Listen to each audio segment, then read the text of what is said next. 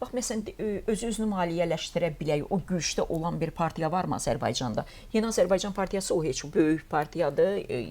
Onun məsələn üzvlük haqqı var, onunla dolana bilər. Amma digər partiyalar özünü dolandıra biləcək belə bir partiya varmı? Özünü ayaqda saxlaya biləcək? Mən deyərdim ki, yəni o yoxdur. Bu nəyə oxşadım? Belə deyək, mediaya oxşadaq da belə. Əgər o istər televiziya olsun, sosial media olsun, qəzet və jurnallar olsun. Görürsünüz, reklam olmayanda gör nə qədər əzab-əziyyət çəkir. Bəli. Çünki reklamdan ayağa onu saxlamalıdır. Bizdə də iyanələr verilməlidir ki, partiya ayaqda olsun. İndi bir Yeni Azərbaycan Partiyasında ciddi deyək ki, üzvlük haqqı rejimi var və o 60-dan yuxarı deputatı var.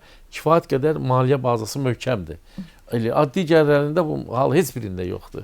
Kimsə atsa üzvlük haqqı toplaya bilər bir neçə partiyada və yaxud hansısa bir yardım ola bilər kiməsə cüzi. Amma bütövlükdə biz müşahidə edirik ki, heç bir partiya ciddi belə maliyyə yardımı ya iyanələr daxil olmur.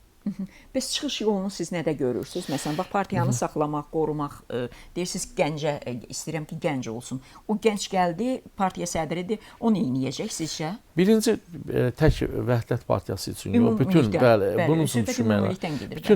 Biz onu da dedik də, mən elə hesab edirəm ki, vaxtıdır konstitusiyada dəyişiklik eləyib proporsional seçkini bərpa eləmək.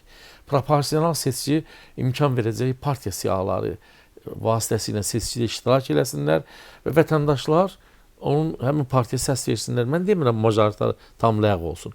Deyək ki, 50% majoritar olanda 50% proporsional olsun. Belə olanda partiyalar da bəli, partiyalara maraq yaranır. İnsanlar demək, mənim yadıma gəlir, AMİP-də ad çəkmək istəmirəm. İkinci adam çox imkanlı bir adam idi. Nə qədər pul ayırdı ki, o seçkidə iştirak. Siyahıda adı ikinci düşsün deyini. Vaxtı ilə. Yəni belə proporsional seçkidə maraq olur ki, insanlar, imkanlı adamlar da partiyaya daxil olub onun siyasi ilə səsvermdə iştirak eləsin. Ən birinci mən hesab edirəm ki, bu olar.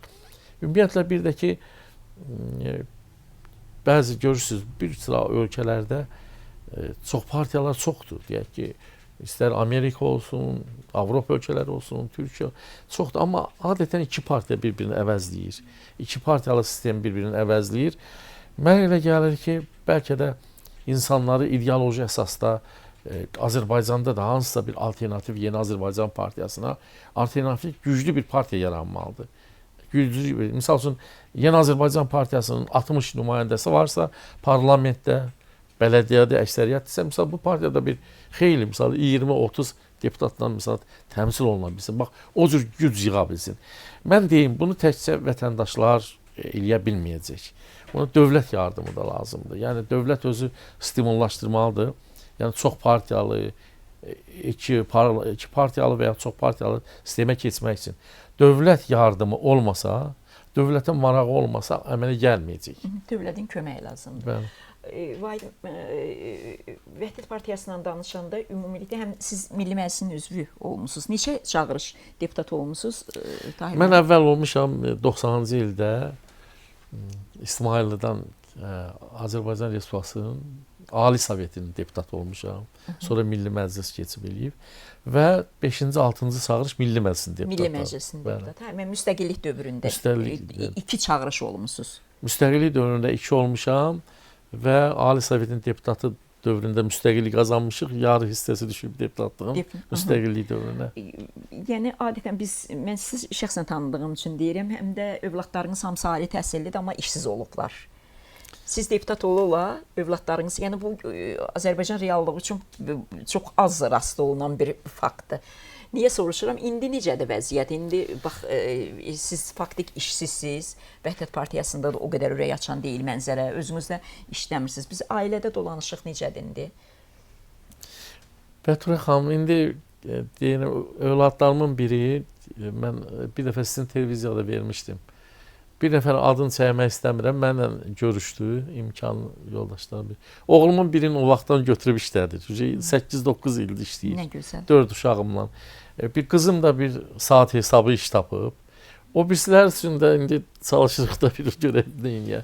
Məni öz övladlarım çox ağrıtmır. Ən çox ağrıdan odur ki, mənim çoxlu sayda qardaşlarım var, qardaşım, bacım balaları var. 93-də mən vəzifədən çıxan zaman onlar da çıxdı vəzifədən, çıxarıldı daha doğrusu. Onlar elələri var. Bax o qardaşlarım indiyə kimi pensiya yaşlarında çatdı, heç harda işləyə bilmədilər. Mən də aciz oldum. Mən onları işə düzəltməyə. Çünki deyirəm mən bax bir dənə gəldi elə bil ki Trump dünya siyasətini açıb tökür ki, hər şey şəxsi münasibətlər üzərindədir, biznes üzərindədir. Pul üzərindədir, ya şəxsi münasibətlərdir, istəyir dövlət başçıları.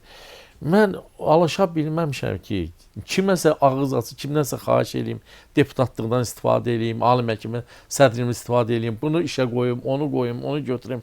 Çünki özümə həqarət bilmişəm. Elə mən, hətta mən sizə bir söz deyim ki, məndə və mənim kimi insanlarda bir qəribə bir xasiyyət olub.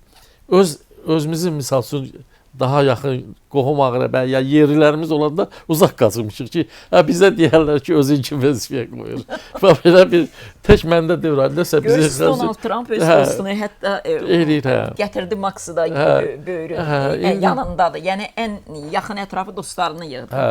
Ona görə belə indi dolanırıq. Əksinə mən hesab edirəm ki, deputatlıqdan çıxandan sonra ümidim daha çoxdur ki, inşallah mən yaxınlarımda iş tapar, yaxşı olar inşallah. Bir-iki belə xəbər gözləntimiz var. İnşallah.